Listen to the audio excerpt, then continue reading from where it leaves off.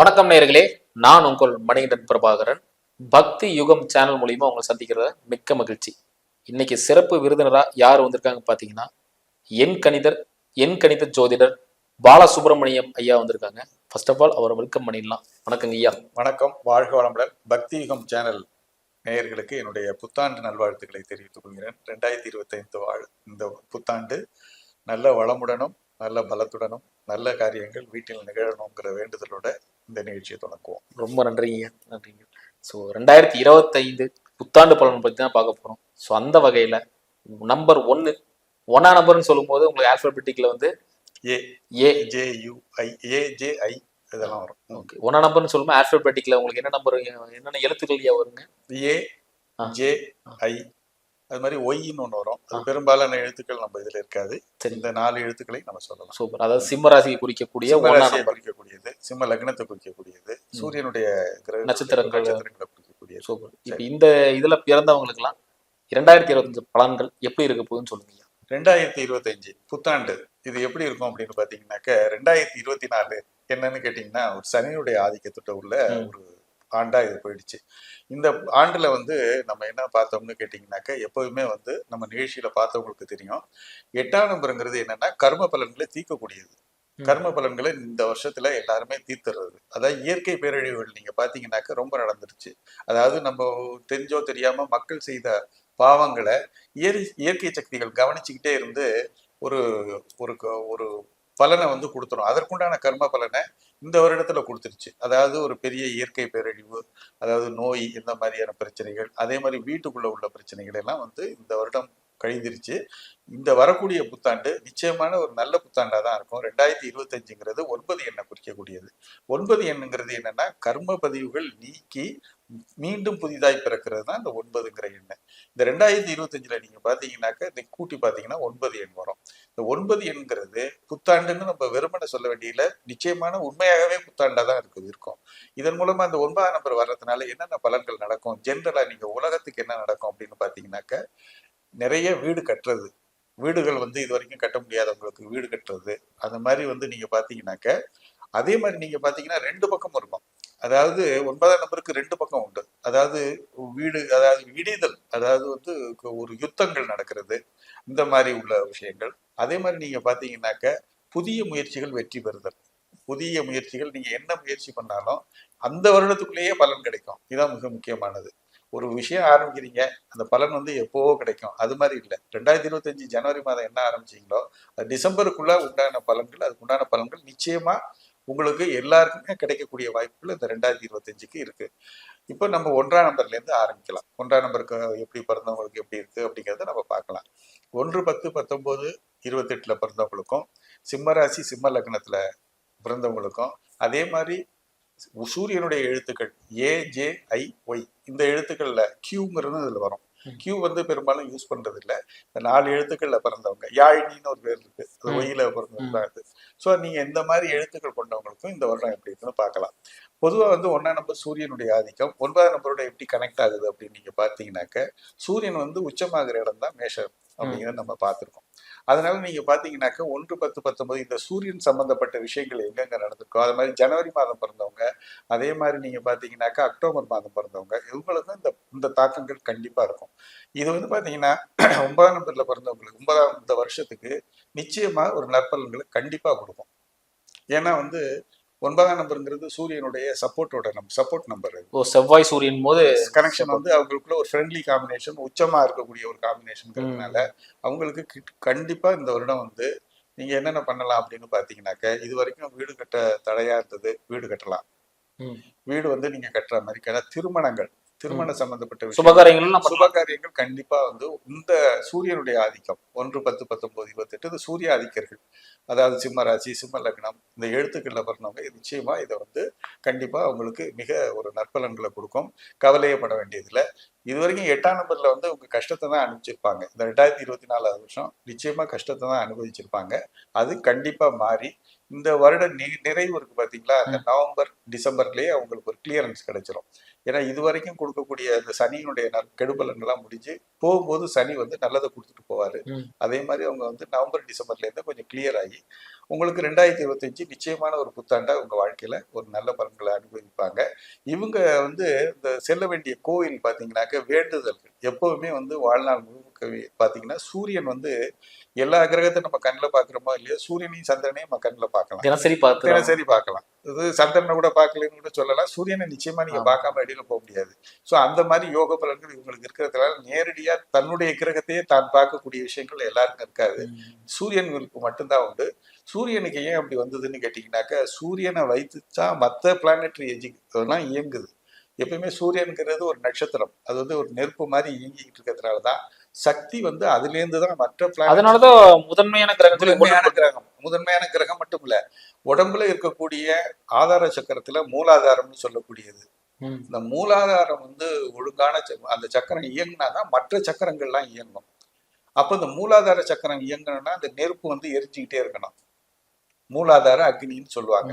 அந்த மூலாதார கனல் எரிஞ்சுக்கிட்டே இருக்கும் போது அதுதான் எனர்ஜியாவே இருந்துகிட்டு இருக்கு. அந்த எனர்ஜி ஆஃப் ஆயிடுச்சுனாக்க எல்லாமே ஃப்ரீஸ் ஆயிடும், எல்லாமே ஃப்ரீஸ் ஆகி தான் போகும். அக்னிங்கிற ஒரு எனர்ஜி இல்லைன்னா எல்லாமே ஃப்ரீஸ் ஆகிடும். உடம்பே நீங்க பாத்தீங்கன்னாக்க ஒரு டிகிரி டெம்பரேச்சர் இல்ல, நமக்கு வந்து 98 பாத்திரியா நம்ம மெயின்டைன் பண்ணிக்கிட்டே இருக்கா இல்லையா, அந்த உஷ்ணங்கிறது இந்த உஷ்ணம் இருந்துகிட்டே இருக்கணும் உடம்புல. ஸோ அந்த மாதிரி சூரியன் வந்து அந்த மாதிரி ஒரு தன்மையுடையதாக இருக்கிறதுனால சூரியனை இவங்க தினசரி பார்க்குறாங்க. அப்படிங்கிறதுனால சூரியனை வந்து இவங்க வந்து ஒரு வணக்கம் வச்சுட்டு எப்பயுமே வாழ்நாள் முழுக்க சொல்றேன், ஒரு முடிஞ்ச அளவுக்கு வணக்கம் வைக்கிறது ஒரு ரொம்ப நற்பலன்களை கொடுக்கும். வருடத்துக்கு ஒரு தடவை அல்லது ஒரு மன கஷ்டம் இருக்க மாதிரி அல்லது வேண்டுதல்கள் நிறைவேறணும் அப்படின்னா சூரியனார் கோயில் கும்பகோணம் பக்கத்துல போய் சூரியனார் கோயில் போய் அங்க செந்தாமரை மலர் வச்சு வழிபட்டுட்டு வர்றது ஒரு ஞாயிற்றுக்கிழமை அன்னைக்கு, அதுவும் ஞாயிற்றுக்கிழமை அன்னைக்கு ரொம்ப விசேஷமானது. இதை ஞாபகம் வச்சுக்கணும். இவங்களுக்கு இந்த வருடத்தை பொறுத்த வரைக்கும் உச்சகமான பலன்களை தான் கொடுக்கும், நல்ல பலன்களை தான் கொடுக்கும். புதிய முயற்சிகளை இவங்க மேற்கொள்ளலாம். இது மாதிரி நீங்க இன்னொன்னு வந்து பாத்தீங்கன்னா 9ஆம் நம்பருக்கு உண்டான ஒரு ஜென்ரலான ஒரு ஆஸ்பெக்ட் என்னன்னு கேட்டீங்கன்னா அவங்களுக்கு வந்து ரத்தம் இருக்கு பாத்தீங்களா, 9ஆம் நம்பருங்கிறது ரத்தக்காரன். அந்த ரத்தம்ங்கிறது எப்படின்னு கேட்டீங்கன்னாக்க தானமா ரத்த தானம்ங்கிறது எல்லா எண்காரர்களுக்கும் இந்த வருஷம் எல்லா எண்கள்ல பிறந்தவங்களும் இந்த 9ஆம் நம்பர் ஸ்பெசிபிகேஷன்ல வரும்போது இவங்க ஒரு ரத்த தானம் பண்றது மிகப்பெரிய ஒரு நற்பலன்களை கொடுக்கும். அது எப்பயாவது போய் நீங்க உங்க பிறந்த நாள் அன்னைக்கோ அல்லது வேறு விதமான ஏதாவது ஒரு விசேஷமான நாள் அன்னைக்கும் நீங்க கொடுத்துட்டு வர்றது ரொம்ப நற்பலன்களை கொடுக்கும். சூப்பருங்க. அதே மாதிரி இப்ப இந்த 9 சொல்லிருந்தீங்க, இப்ப இந்த டைம்ல இப்ப 1ஆம் நம்பர்காரங்கலாம் அதாவது கல்யாணம், இந்த மறுமணம், அதே மாதிரி இந்த பொருளாதாரமா இந்த மாதிரி நிகழ்ச்சி எல்லாம் வந்து பண்ணலாம், கண்டிப்பா பண்ணலாம். என்ன கேட்டீங்கன்னா இந்த 1ஆம் நம்பர்காரங்களுக்கு எப்பயுமே பாத்தீங்கன்னாக்க எல்லா விஷயத்திலயுமே ஒரு அதிர்ஷ்டகரமா மற்ற எண்காரர்களை கண்டிப்பா பார்க்கும்போது இவங்க அதிர்ஷ்டகரமா தான் இருப்பாங்க. ஏன்னா இயற்கையிலிருந்து புதிதா பிறந்தவங்க, சூரியனுடைய அனுக்கிரகம் அது இருக்கிறதுனால இயற்கையிலேயே அதிர்ஷ்டசாலிகளா தான் இருப்பாங்க. எங்க இவங்க போய் லேக் ஆவாங்க அப்படின்னு கேட்டீங்கன்னாக்க எங்க உங்களுக்கு பிரச்சனை வரும் அப்படின்னு கேட்டீங்கன்னா திருமணத்துலதான் பிரச்சனை வரும். சூரியனுடைய இதே பாத்தீங்கன்னாக்க சூரியனுடைய தீவிரத்தன்மை அக்னித்தன்மையை தாங்க முடியாம அவங்க துணைவியர் ஒருத்தர் ஓடிடுறாங்க. உஷா பிரத்யூஷான்னு 2 பேர் மனைவியர்கள். இது வந்து நம்ம இந்த சரித்திர நிகழ்வுகள்லாம் சொல்லும் போது இந்த மாதிரி புராண நிகழ்வுகள்லாம் சொல்லும் போது அது வந்து ஒரு குறியீடு. அவங்களுடைய உக்ரம் தாங்க முடியாது, அக்னி தாங்க முடியாம மனைவியர் ஓடிட்டாங்கன்னா என்ன அர்த்தம் அப்படின்னா இவங்களோட குடும்பம் நடத்துறாங்கல்ல, குடும்பம் நடத்தும் போது இவங்க நேர்மையாளர்களா இருப்பாங்க, நல்ல வழியை தான் சொல்லுவாங்க. பட் வர்றவங்களுக்குன்னு சில அபிப்பிராயம் இருக்கும்ல, அதை அவங்க வந்து ஏத்துக்கிறதுனால சில சமயம் பிடிவாதத்துக்கு காரணமாக திருமண முறிவு, மறுமணம் இதுகள்லாம் நடக்கக்கூடிய வாய்ப்புகள் இருக்கு. திருமண வாழ்வில் ஒரு சின்ன கசப்பு ஏற்பட்டு இதுக்கு இருந்தவங்களுக்கு இந்த வருடம் மறுமணம் நடக்கிறதுக்கு நிறைய வாய்ப்புகள் இருக்கு. சூப்பருங்க. அதே மாதிரி இவங்க சுய தொழில் பண்றது, பார்ட்னர்ஷிப் பண்றதுல இந்த டைம்ல பண்ணலாமா? பண்றது இவங்களை பொறுத்த வரைக்கும் ஜென்ரலாவே இவங்களுக்கு வந்து பொதுவான தொழில்கள்னு எதையுமே பண்ணக்கூடாது. இவங்க வந்து எங்க பிளே பண்ணலாம், இவங்களுடைய விஷயம் வந்து எங்க இருக்கு அப்படின்னு பாத்தீங்கன்னாக்க அரசு தொடர்புடைய தொழில்கள் எல்லாமே நல்லா இருக்கும். கவர்மெண்ட் இயங்குது பாத்தீங்களா, அரசு, அரசியல்வாதிகள் இது எல்லாமே வந்து 1ஆம் நம்பர் ஆதிக்கர்களா தான் இருப்பாங்க. ஸோ இவங்க வந்து ஒரு அரசு வேலை பெறுவதற்கு எக்ஸாம் எழுதுறது அல்லது மேல ஒரு உயர்வு கிடைக்கிறதுக்கு உண்டான உகந்த வருஷமா இது இருக்கும். சூப்பருங்க. அதே மாதிரி வெளிநாட்டு பிரயாணம், வேலைக்காக போறது, படிப்புக்காக போறதுல இந்த டைம்ல பண்ணலாமா? படிப்புக்காக வேணா போவாங்க. இவங்களுடைய விஷயம் என்னன்னு கேட்டீங்கன்னா வெளிநாடை காட்டிலும் உள்நாட்டுல அதுவும் அரசியல் சார்ந்த விஷயங்கள்ல தான் இவங்க ரொம்ப பலமா இருக்கிறதுனால இவங்க வெளிநாடு போக வேண்டிய அவசியம் இல்லை. இவங்களுக்கு உண்டான தேவைகளும் உயர்வுகளும் இங்கேயே கிடைக்கும். அதனால வந்து அதை முயற்சி பண்ணி இருந்துக்கலாம். படிப்புக்காக இடம் மாறலாம். அந்த 1ஆம் நம்பர் சொல்லும்போது ஆர்ஜின் சொல்லும்போது சொல்லுவோம். நம்ம சூரியனை சொல்லுவோம். ஆமா. இவங்க ஏன் இந்த சூரியனுக்கு அந்த ஒண்ணுக்கு என்ன சம்பந்தம்? என்னன்னு கேட்டீங்கன்னாக்க 0ல இருந்து 1 இப்ப எண்களுடைய ஆரம்பம்னு நீங்க எடுத்துக்கிட்டீங்கன்னாக்க 1 கிடையாது, 0 தான். இந்த 0ல இருந்து தான் 1ங்கிறது உற்பத்தி ஆகுது. இந்த 1ங்கிறது என்னன்னு கேட்டீங்கன்னாக்க புதியதாய் ஒரு விஷயம் உற்பத்தி ஆகுது.